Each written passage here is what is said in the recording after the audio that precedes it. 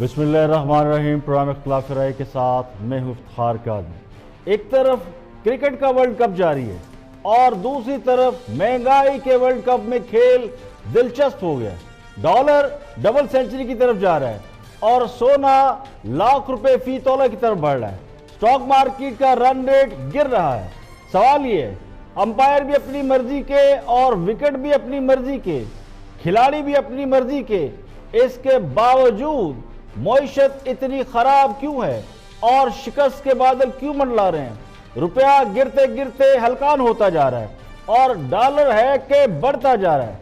2 रोज में डॉलर 7 रुपए इजाफे के साथ 165 रुपए तक पहुंच गया है। मार्केट में गर्दिश करने वाली खबरें अच्छी नहीं है, जिनके मुताबिक डॉलर मजीद बढ़ेगा। रोजमर्रा की अशिया समेत दीगर मसनूआत की कीमतें भी मजीद बढ़ेंगी। बैरूनी कर्जों का हुजम, उसमें भी कई अरब डॉलर का इजाफा होने का खदशा है। लागत बढ़ने की वजह से एक्सपोर्ट कम होगी। स्टॉक मार्केट जो मुसलसल बहरान से दो चार है। मईशत के हवाले से खबरें अच्छी नहीं है। आलमी रेटिंग के इदारे फिश ने भी एक रिपोर्ट दी है, जिसके मुताबिक IMF के साथ मुआहदे की वजह से महंगाई होगी। फिश सोल्यूशन रिपोर्ट ये कहती है कि IMF पाकिस्तान के लिए मुश्किलात ला रहा है। मुश्किल फैसले करना होंगे। माशी तरक्की की शरह मुतासर होगी। जुलाई 2018 से अब तक स्टॉक मार्केट 14% गिर चुकी है और सनतकारों और सरमायाकारों के एतमाद में कमी की वजह से फिलहाल इन्वेस्टमेंट का भी कोई इम्कान नहीं है। इसी रिपोर्ट में कहा गया है कि अगले साल माशी तरक्की की शरह 2.7% रहने का इम्कान है। लोगों की कुव्वत खरीद में जबरदस्त कमी आएगी। इसके अलावा इदारा शुमारियात की भी एक रिपोर्ट आई है, जिसके मुताबिक महंगाई में 11.87% इजाफा हुआ है। यूटिलिटी स्टोर्स में उसमें भी बेशतर अशिया की कीमतें बढ़ चुकी हैं। और कहने वाले तो कहते हैं कि टीम जिस तरह खेल का मुजाहरा कर रही है, इससे तो बेहतर है कि सिलेक्टर खुद आए और खिलाड़ियों की जगह मैदान में उतर आए। टीम मैच हार गई तो कौम का क्या बनेगा? अब या तो स्ट्रेटेजी ऐसी है कि ऐसे ही खेला जाएगा, या फिर विकेट तवक्को के बरक्स खेल रही है। राम में और भी अहम मौजूद शामिल हैं, देखते हाईलाइट। आजमा बुखारी साहिबा, PMLN का मौक़िफ़ क्या है? किस हद तक जाने को तैयार है? जी बहुत शुक्रिया काशिफ साहब। देखिए, हमारा मौक़िफ़ बड़ा क्लियर है कि हुकूमत अपने बोझ से खुद गिर रही है और ये जो इनकी कारकर्दगी है, अब ये कितने मुतमईन हैं, जितनी बैठ के ये यहाँ पे टर्म्स इस्तेमाल करते रहे। लीग नून APC की बजाय क्रिकेट मैच पे, और वो भी तब जब पाकिस्तान बहुत अच्छा खेल रहा है। मुस्लिम लीग नून का मीडिया कौन है मैनेजर? मरियम औरंगजेब साहबा देखती है मीडिया को, और वो परवेज रशीद साहब देखते हैं। उनको तो मैंने सुना है कि अब शहबाज शरीफ साहब मुस्लिम लीग के इजलास में नहीं बुलाते। परवेज रशीद साहब को तो मैंने उनसे मिलते नहीं देखा। और वो जो थे हमारे मुशाहिदुल्लाह, देखिए, बुनियादी तौर पे ना आपका जो इज्तिमाई आपका कल्चर और आपका इज्तिमाई रवैया इसी तरह का है। इस छोटी छोटी बात पे कत्ल हो जाते हैं। माँ गुस्से में आके बच्चे मार देती है, बाप गुस्से में आके बीवी को मार देता है, बच्चे नहर में फेंक देता है। मतलब एबनॉर्मल से लोग हो गए। दो हैं प्लेयर, दो ही हैं। पीपल्स पार्टी दूर दूर तक नहीं है, मैं आपको बता रहा हूँ। तो वजन नहीं पड़ रहा ना सर? हाँ, पीपल्स पार्टी नहीं आएगी, वजन नहीं पड़ रहा। हाँ, मौलाना फजलुर रहमान साहब देखें मौलाना फजलुर रहमान साहब, ये खुशकिस्मती है बाबर रहमान साहब की कि वो पीपल्स पार्टी में नहीं है। दूसरी बात, इसी अदालत ने सवाती साहब के बारे में क्या कहा था, उनको हटा दिया गया, फिर लगा दिया गया। तो जब लगाया गया तब सही थे आप, या जब हटाया था तब गलत थे आप? और जब अदालत ने इस तरह के फैसले किए थे तो उस वक्त इनके जो तर्जुमान थे मिनिस्टर साहब। फिर सब देखें, ये आज जो रुपए पे प्रेशर रहा, उसकी मल्टीपल रीजंस हैं। जो सबसे अहम रीज़न है कि 300 अरब के आपने कर्जे जो उस पर सूद था उसकी किस्त वापस करना, और 30 जून के तक वो पैसे आपने देने हैं। जी, इसीलिए इसको हम मुनासिब नहीं समझते कि इसका कोई इकोनॉमिक फ़ायदा हमें तो नज़र नहीं आता। बल्कि हम जब पिछले 25 साल के डेटा को सिमुलेट करते हैं तो उसमें भी हमने कोई कोरिलेशन तो देखा नहीं है कि डिवैल्यूएशन का कोरिलेशन हमारी एक्सपोर्ट इंक्रीज पाकिस्तान में देखा गया हो। और एहतसाब अदालत में 3 मुल्ज़मान को हथकड़ियों में देखकर साबिक सदर आसिफ अली जरदारी रोस्टरम पर आ गए। उन्होंने कहा ये व्हाइट कॉलर क्राइम है, ये डिकेट नहीं ना मुल्क दुश्मन अनासर है, पढ़े लिखे लड़के हैं, इन्हें हथकड़ी क्यों लगा रखी है। अदालत जो भी फैसला करे मगर नैब तो अच्छा सलूक करे। नैब हुकाम की जानिब से कहा गया कि इन्हें जेल से पुलिस लाई है, हमने हथकड़ी नहीं लगाई। जिस पर आसिफ अली जरदारी ने कहा कि जेल में बहुत रहा हूं, वहां भी ऐसा सलूक नहीं होता। नैब वाले इतने अहम हैं कि अनवर मजीद को एयरपोर्ट ले गए लेकिन सेहत बिगड़ने पर दोबारा अस्पताल मुंतकिल किया। अनवर मजीद को अस्पताल छोड़कर उनके बेटे को उठा लाए। जज अरशद मलिक ने समाज के दौरान रिमार्क्स दिए कि मेरे पास 3 मुलजिम आए थे, मैंने उन्हें समाज दुश्मन अनासर कहा था। वो मुलजमान मेरे सामने आए और बोले हम समाज दुश्मन नहीं बल्कि अनाज दुश्मन है। फाजिल जज के सुनाए गए वाक़े पर कमरा अदालत में क्या कहे गूंज उठे। इंसाफ अदालत के जज ने रिमार्क्स दिए कि जो भी मुलजिम आता है वो बीमार हो जाता है। किसी आजाद बंदे को गिरफ्तार करके कमरे में लाया जाता है, उसे घुटन हो जाती है। इंसान को पता हो कि किसी ने बाहर से कुंडी लगाई है तो वो परेशान हो जाता है। आसिफ जरदारी ने कहा कि मैंने 13 साल जेल काटी है और जेल भी कैद तन्हाई की, जिसमें फाजिल जज ने रिमार्क्स दिए कि सब लोग ऐसे नहीं होते, कुछ लोग शेर से लड़ जाते हैं और कुछ छोटे से जानवर से भी डरते हैं। आसिफ जरदारी ने कहा वो तो हमारा वजीर आजम भी छिपकली से डरता है।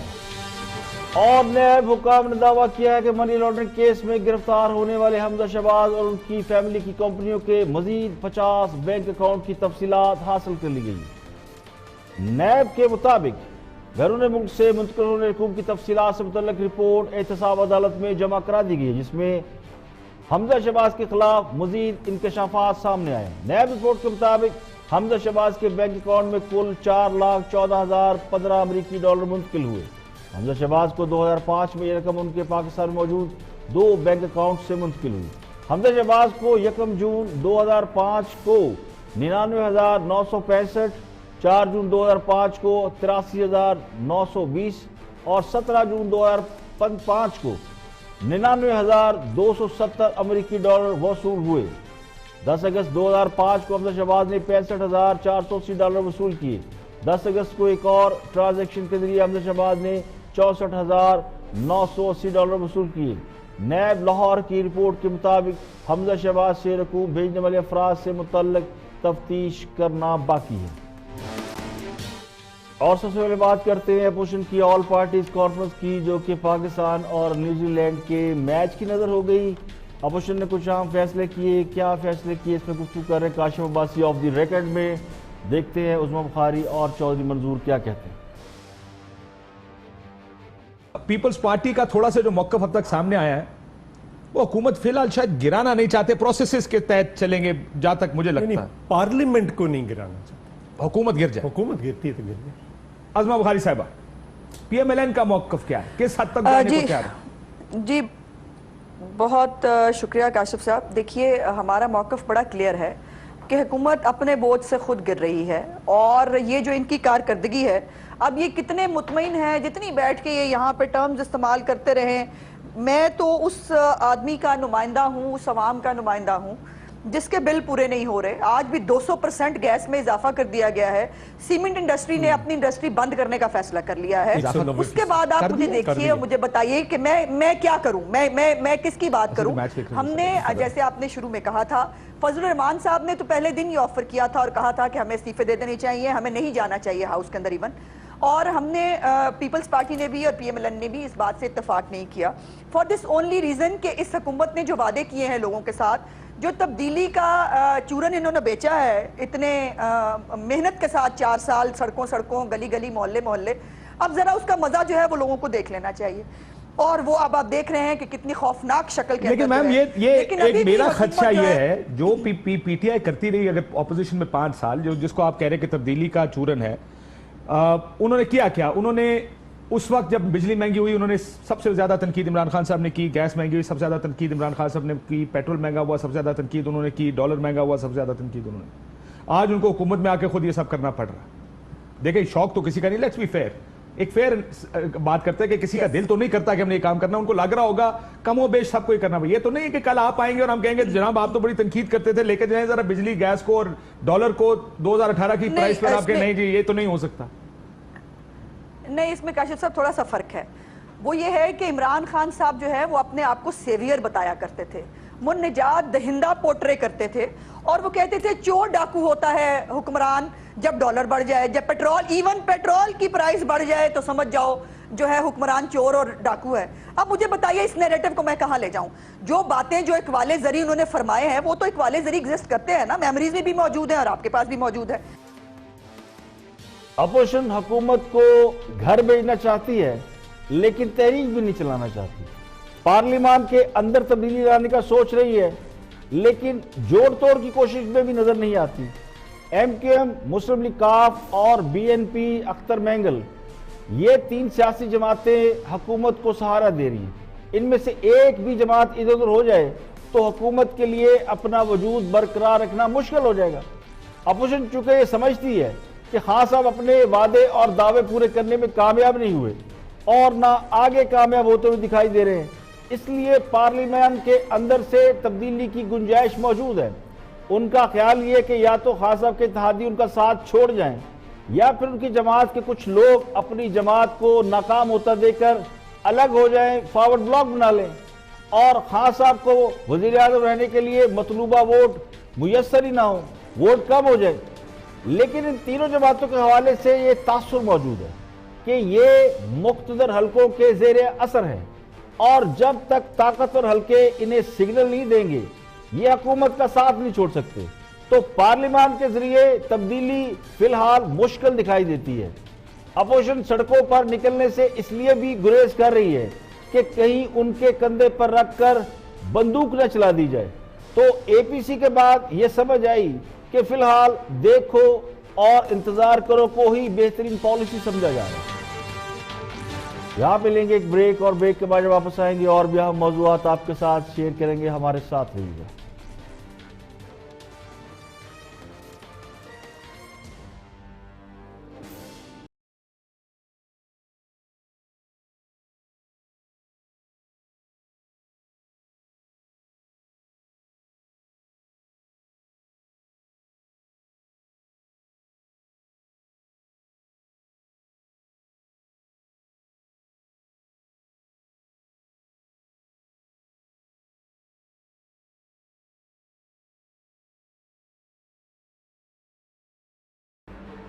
वेलकम बैक और आप देख रहे हैं प्रोग्राम इख्तिलाफ राय। मैं हूं इफ्तिखार काज़मी। ब्रेक के बाद हाजिर खिदमत है। वज़ीर की मावन खसूसी बराए इत्तलात गुफ्तगू कर रही हैं कल तक में जनाब फरदौस आशिक ऐवान साहिबा और डॉलर के अलावा सियासी मामला पर भी अपनी राय का इजहार कर रही हैं। सुनते हैं क्या कहती हैं डॉक्टर फरदौस आशिक ऐवान। डिस्कस किया जा रहा है बार बार कि जब ये APC हो रही थी तो गवर्नमेंट ने उसका फायदा उठाया। आपने 227 अरब रुपए के मुतालबात ज़र कौमी असम्बली से आपने पास करवा लिए क्योंकि अपोजिशन नहीं थी वहां पे। आपने 10 पैसे फी यूनिट बिजली महंगी कर दी, 1 अरब 20 करोड़ रुपए का टीका लगा दिया आपने अवाम को। 200% गैस महंगी होगी और डॉलर फ्लैक्चुएट करके 6.5 रुपए आए एक दिन में ऊपर चला गया। तो ये आप क्यों नहीं अवाम के बारे में सोचते? अवाम कहां से ये पूरे करेंगे पैसे? फिर साहब देखें, ये आज जो रुपए पे प्रेशर रहा उसकी मल्टीपल रीजंस हैं। जो सबसे अहम रीजन है कि 300 अरब के आपने कर्जे जो उस पर सूद था उसकी किस्त वापस करनी और 30 जून के तक वो पैसे आपने देने हैं। और कोई भी सॉवरेन कंट्री जो है जब उसको इंटरनेशनली कमिटमेंट ऑन करनी होती है तो वो फिर वो उसके लिए प्रायोरिटी नंबर 1 होता है। वो डॉलर जब मार्केट से आप $3000 एट ए टाइम, क्योंकि आपके रेमिटेंसेस तो इतने हैं नहीं, तो उसकी वजह से ने खुद उठाए डॉलर मार्केट नहीं, आपने पे करने हैं ना, खुद क्या उठाने होते हैं, इसकी वजह से आपने वो डॉलर जो है आपने अपने खजाने से देने होते हैं। कोई घर से तो ला के किसी ने भी नहीं देने होते, कौमी खजाने से करना होता है।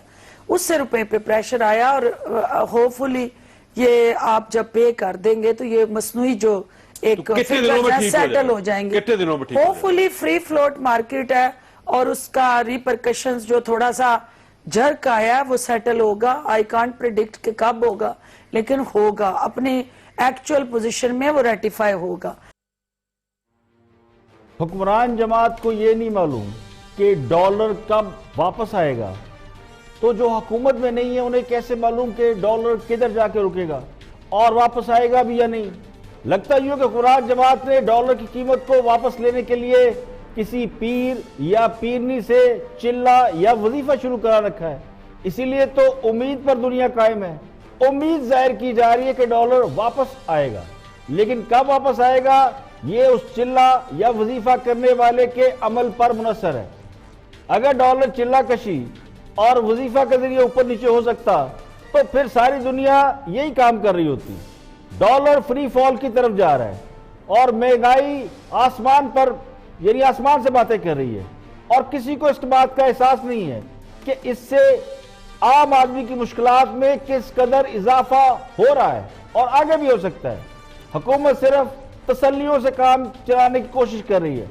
फिलहाल हुकूमत की ना तो कोई ऐसी माशी पॉलिसी दिखाई दे रही है जो माशी हालात को मुस्तहकम करने का बाइस बने। आज नहीं तो कल, यानी आगे चलकर हालात ठीक हो जाएंगे, ऐसा भी दूर दूर तक दिखाई नहीं देता कि डॉलर वापस हो जाएगा, बल्कि इस बात का इम्कान ज्यादा है।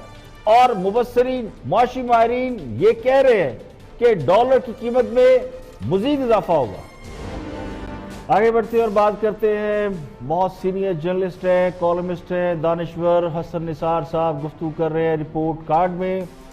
और कराची में आपने देखा, कराची प्रेस क्लब के सदर को उनके साथ टॉक शो में शरीक पीटीआई के रहनुमा ने तशद्दुद का निशाना बनाया। ऐसा क्यों हुआ और पीटीआई की जमात पर ये क्यों इल्ज़ाम लग रहे हैं कि उनमें फासिस्ट एटीट्यूड पाया जाता है? तो हसन साहब क्या कहते हैं, जरा वो देखते हैं। देखिए, बुनियादी तौर पे ना आपका जो इज्तिमाई आपका कल्चर और आपका इज्तिमाई रवैया इसी तरह का है। इस छोटी छोटी बात पे कत्ल हो जाते हैं। माँ गुस्से में आके बच्चे मार देती है, बाप गुस्से में आके बीवी को मार देता है, बच्चे नहर में फेंक देता है। मतलब एबनॉर्मल से लोग हो गए और ये कोई नई बात नहीं है, ये बतदरीज नौबत यहाँ तक पहुंची है। एक तो इस बात पे अब रिएक्ट करने को भी दिल नहीं कर। दूसरी बात ये है कि इस हरकत का पस मंजर क्या है। अब जिसके साथ ये ज्यादती हुई है उन साहब ने कितना प्रोवोक किया, क्या कह दिया, कौन सी गाली बकरी, मुझे नहीं पता, बैकग्राउंड का नहीं पता। ठीक है, मैं ये भी नहीं जानता कि तहरीक इंसाफ का ये जो बंदा है जिसने ये हरकत की है कौन है, मेरे नाम से वाकिफ नहीं था मैं। कोई मरीज तो नहीं है बेचारा, जैसे बाय पर्सनली नो के he was going through hell. जब नईमुल हक ने वो दानियाल अजीज वाली हरकत की है तो आई एग्जैक्टली नो, हफीजुल्लाह साहब को भी पता होगा, वो बहुत ही खौफनाक मराहल से गुजर रहा था। मैं नहीं जानता ये कोई हाई ब्लड प्रेशर का कोई मरीज तो नहीं है, कोई अबनॉर्मल तो नहीं है, कोई पागल तो नहीं है, खिसकावा तो नहीं है। एंड ऑन टॉप देखो, जब दिन रात आपको गाली पड़ रही हो, अब मैं आखिरी बात कंक्लूड कर रहा हूं, मैं बॉटम लाइन, दिन रात अगर मेरा तो कोई ताल्लुक है नहीं सवाए इसके कि मैंने एक ओपिनियन मेकर के तौर पे, मैं चूंकि तंग था उन दोनों से, ये इमरान को भी पता है, मैं कहा भी करता था, मैंने कभी ये छुपाया नहीं है, हफीजुल्लाह साहब को भी पता है बहुत अच्छी तरह इस बात का कि चूंकि वो दोनों बहुत गए गुजरे थे, उनकी परफॉर्मेंस तो इसलिए मैं बहरहाल मुझे भी जब लोग कहते मैं जिद हो जाता हूं।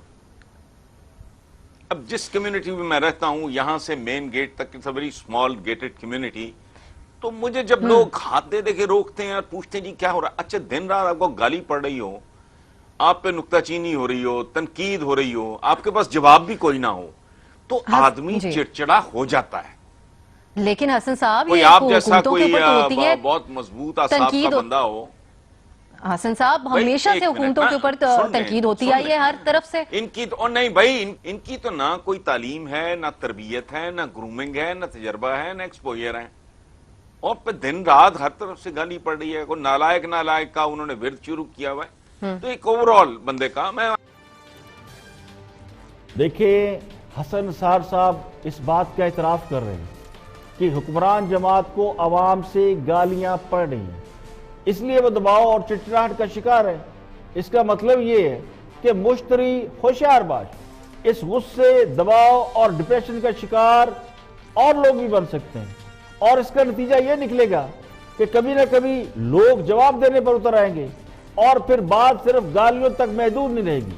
सवाल ये, क्या हुकूमत को इस बात का एहसास है कि लोग उन्हें कितना बुरा भला कह रहे हैं, किस तरह कोसले दे रहे हैं? वैसे तो कोई भी हुक्मरान जमात ये तस्लीम करने को तैयार नहीं होती कि लोग उन्हें बुरा भला कह रहे हैं। किसी भी हाकिम वक्त को ये एहसास कभी नहीं होता और ना ही उन्हें होने दिया जाता है कि अवाम उनके बारे में क्या सोचते हैं। ये जो मुसाहिबीन और खुशामदी होते हैं, ये हर हुक्मरान के साथ लग जाते हैं। ये सब अच्छा है कि रिपोर्ट देते हैं, बल्कि हुक्मरान को तो ये बताया जाता है कि जनाब लोग तो आपको दुआएं दे रहे हैं, आपकी पॉलिसियों से बड़ा खुश है, दूध और शहद की नहरें बह रही हैं। तो असल सूरत हाल का इल्म उस वक्त होता है जब आप इक़्तिदार से बाहर होते हैं। सवाल ये है कि अगर हुक्मरान जमात का रवैया यही रहा और मुखालफिन को दलील की बजाय लातों, मुक्कों और घोषों से जवाब देने का सिलसिला जारी रहा, तो तारीख इन्हें किस तरह याद रखेगी? क्या तारीख इन्हें फाशिस्ट जमात के तौर पर याद नहीं रखेगी? तो बेहतर यह है कि फाशिस्ट जमातों का जो अंजाम हुआ उन्हें याद रखें और अपनी इस्लाह कर लें। अजीब शामी गुफ्तगू कर रहे हैं ऑल पार्टी कॉन्फ्रेंस के हवाले से नुक्ता नज़र में, और उनकी एक शिकायत है, सुनते हैं क्या कहते हैं मुजीबुर रहमान शामी साहब।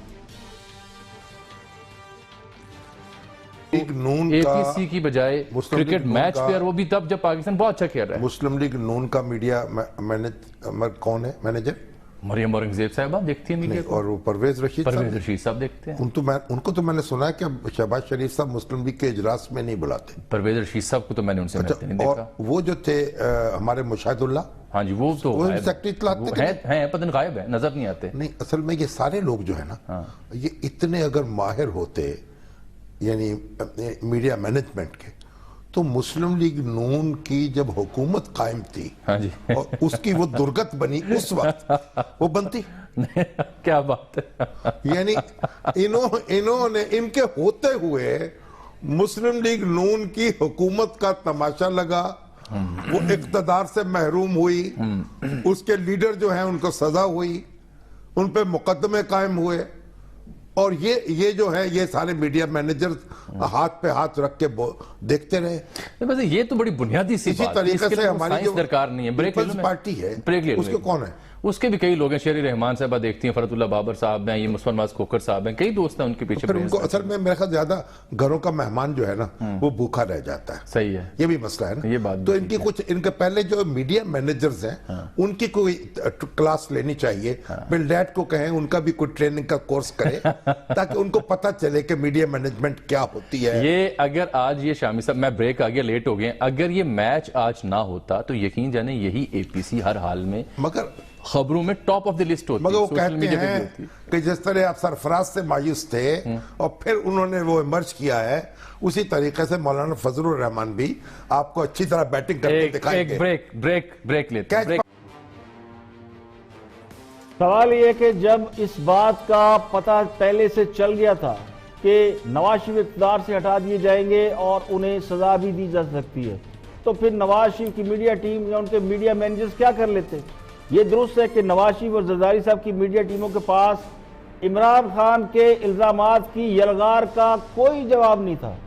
ये तो वक्त है, वक्त ने खान साहब के इल्जामात को गलत साबित किया, उनके दावे और वादे भी पूरे नहीं हो सके, वरना ये दोनों जमातें वॉश आउट हो जाती।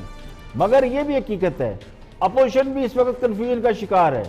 अपोजिशन की ऑल पार्टीज कॉन्फ्रेंस की टाइमिंग दुरुस्त नहीं है। पता नहीं मौलाना फजलुर रहमान ने सितारों को देखकर तारीख रखी थी कि वो रिक्वेस्ट के बावजूद तारीख बदलने पर तैयार नहीं हुए। अब ये बात तो सबको मालूम है कि क्रिकेट का वर्ल्ड कप हो रहा है, पूरी कौम क्रिकेट की क्रेजी है, तो वर्ल्ड कप के दिनों में अपोजिशन कुछ भी कर ले, मीडिया पर इस तरह हाईलाइट नहीं हो सकता जैसे होना चाहिए। मरियम नवाज और बिलाल भुट्टो की मुलाकात भी पाक भारत मैच की नजर हो गई, और एपीसी भी न्यूजीलैंड के खिलाफ मैच की भेंट चढ़ गई।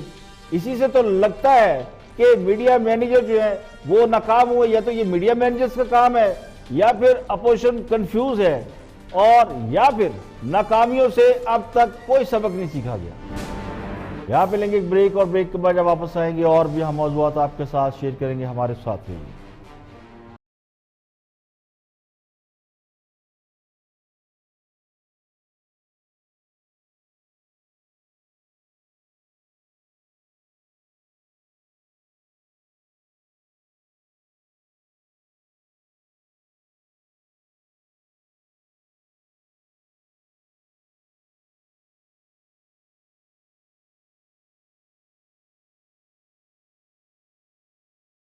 Welcome back. आप देख रहे हैं प्रोग्राम इख्तिलाफ राय और मैं इफ्तिखार काज़मी। ब्रेक के बाद हाजिर खिदमत है। आगे बढ़ते हैं और रिपोर्टर्स को देखते हैं। रिपोर्टर्स रिपोर्ट कर रहे हैं एपीसी को। साबिर शाकिर बता रहे हैं एपीसी का अहवाल। Watch this.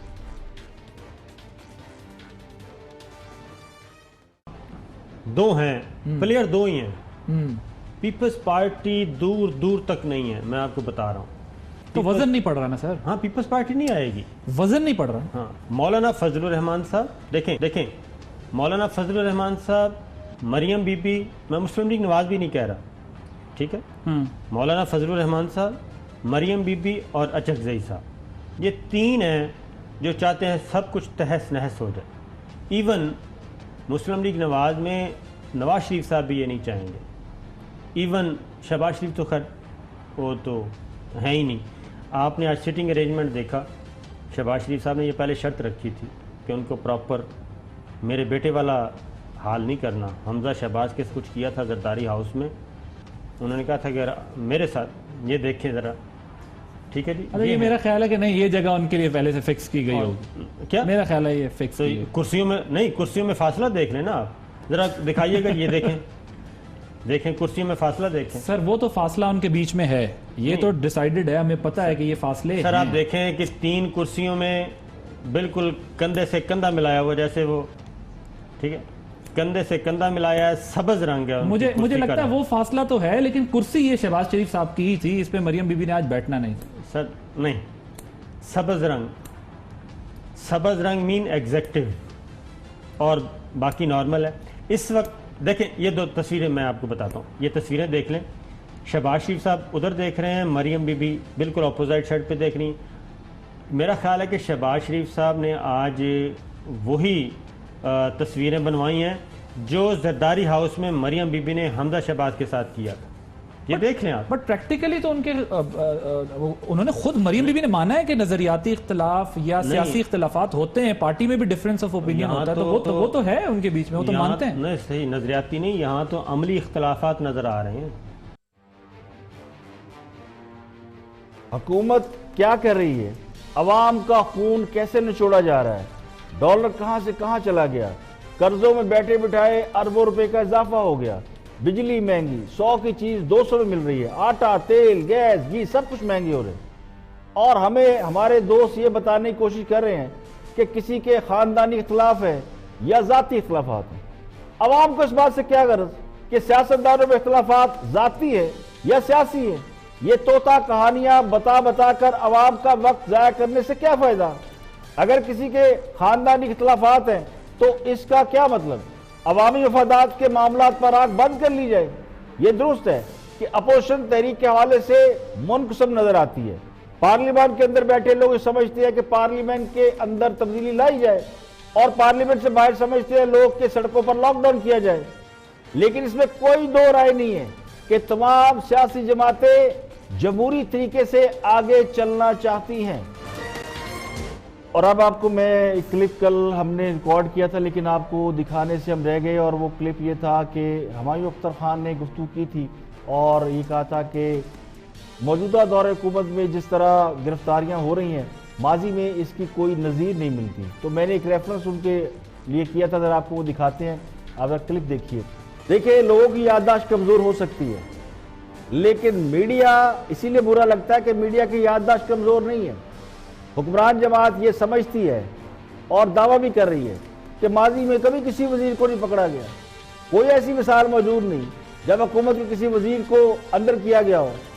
2011 में जब पीपल्स पार्टी की हुकूमत थी तो उनके वजीर मजहबी अमूर हामिद सईद काज़मी को हज करप्शन केस में गिरफ्तार किया गया था। उस वक्त पीपल्स पार्टी की हुकूमत थी और वो वजीर थे। उन्हें अदालत ने इस केस में सजा भी सुनाई थी, उनकी वजारत भी गई और वो बेचारे जेल भी चले गए। ये तो एक मिसाल है, और भी दी जा सकती हैं। लेकिन हुक्मरान जमात ये बताए कि इनके दौर में किस वजीर या हुकूमती अहदेदार को सजा हुई। 2-4 लोग पकड़े गए, चंद दिन अंदर रखे, और अल्लाह अल्लाह कर सल्ला, ना किसी के खिलाफ कोई मुकदमा, ना कोई सजा। हुक्मरान जमात क्या कोई अनोखा काम कर रही है? इससे पहले 20 सियासी जमातों ने सियासी इंतकाम के लिए लोगों को गिरफ्तार किया, लेकिन वो दूसरी जमातों के लोग होते थे। तो वो काम आज भी हो रहा है। जिसका सियासी जमातें माजी में गिरफ्तारियां करने पर एतराफ भी करती हैं, आज भी करती हैं। तो बराए मेहरबानी लोगों की याददाश्त का इम्तहान लेना छोड़ दें। पहले ही लोग माशी दबाव का शिकार हैं और माशी दबाव की वजह से लोगों की याददाश्त मुतासर हुई है। बहुत ज्यादा पुरानी बातें लोगों को याद नहीं रहती। लोग अपना घर का चूल्हा चलाएं या ये सब कुछ याद रखें, लेकिन ऐसी भी अंधेर नगरी नहीं। क्या आप ऐसी बातों का क्रेडिट लेना शुरू कर दें जो सिर्फ हवाई या खलाई समझी जाती हैं? जमहूरियत क्या होती है? जमहूरियत का एहतराम क्या होता है? एहतसाब कैसे होता है? और जो लोग करप्ट होते हैं उन्हें कौन पकड़ता है? दुनिया की सबसे बड़ी जमहूरियत हमारे पड़ोस में है। अभी कुछ ही हफ्ते पहले भारत में इलेक्शन हुए, नरेंद्र मोदी दूसरी बार भारत के वज़ीर आज़म मुंतखब हुए हैं।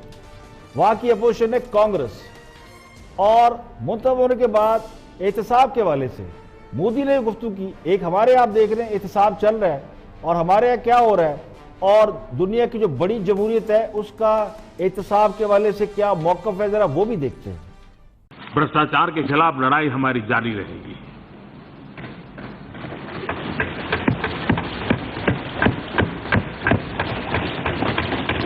हमें इसलिए कोसा जा रहा है कि फलाने को जेल में क्यों नहीं डाला। ये इमरजेंसी नहीं है कि सरकार किसी को जेल में डाल दे। ये लोकतंत्र है, ये काम न्यायपालिका का है। हम कानून से चलने वाले लोग हैं, और किसी को जमानत मिलती है तो एंजॉय करें, उसमें क्या है। बदले की भाव से काम नहीं होना चाहिए। लेकिन भ्रष्टाचार के खिलाफ हमारी लड़ाई जारी रहेगी। जितना भी ईश्वर ने हमें बुद्धि शक्ति दी है, लेकिन जो भी करेंगे ईमानदारी से करेंगे, किसी के प्रति हीन भाव से नहीं करेंगे। और देश ने हमें इतना दिया है, इतना दिया है, हमें गलत रास्ते पर जाने की जरूरत नहीं है।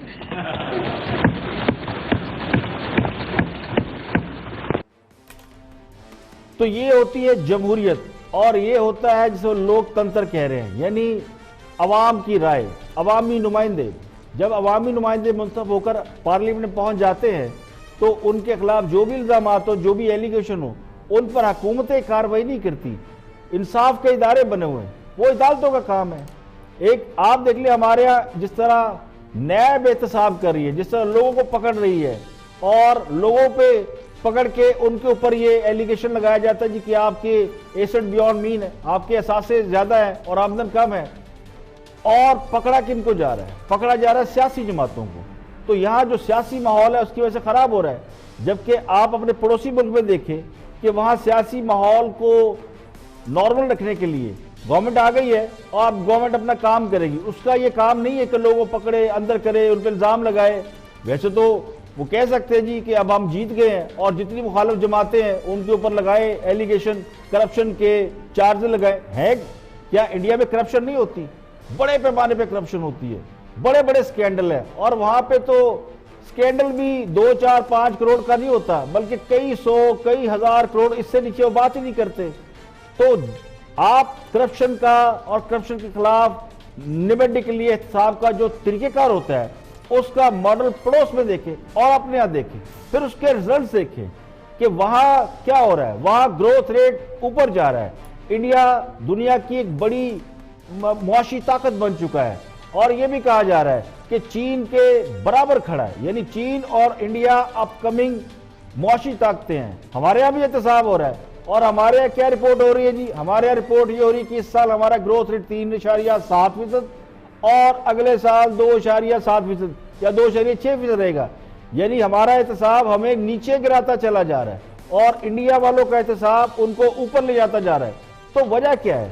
तो इसको देखना, सोचना और गौर करना चाहिए कि कहीं हम एहतसाब और करप्शन के नाम पर अपने मुल्क को बहुत पीछे तो नहीं ले जा रहे, और जो मुल्क आगे जा रहे हैं वहां भी ये सब कुछ होता है, तो वो कैसे इससे निपटते हैं?